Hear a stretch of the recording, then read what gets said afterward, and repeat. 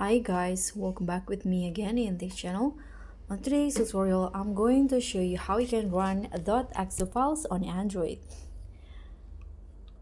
So if you ever wanted to run Windows software on your Android device, it's totally possible, and in this tutorial, I'll show you how you can run them on Android with ease. So to run exe files on your Android, we need to use an emulator like Exagear or Wine. So Exagear is perfect for games while Wine works best for general software. So you can just browse to the Exagear or Wine official website. Here, let's say I'm going to just find Exagear. You can just find the official website, or you can use the trusted source like Softonic or GitHub in here, and you can just download the APK file for Exagear or Wine and install the APK on the Android device.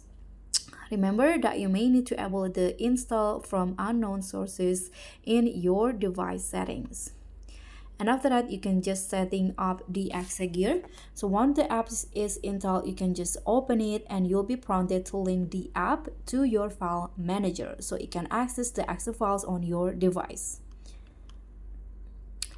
And next, you'll need to upload your exe files onto your Android device, and you can do this via USB, cloud storage, or by transferring files from your computer.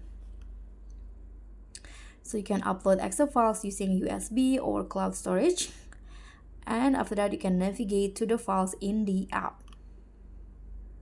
Now you can just after that you can just tap the exe file you want to run, and Exagear or Wine will launch it just like on a Windows PC.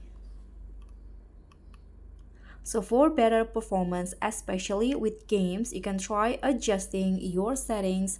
You can tweak things like graphics quality and control mapping to get the best experience.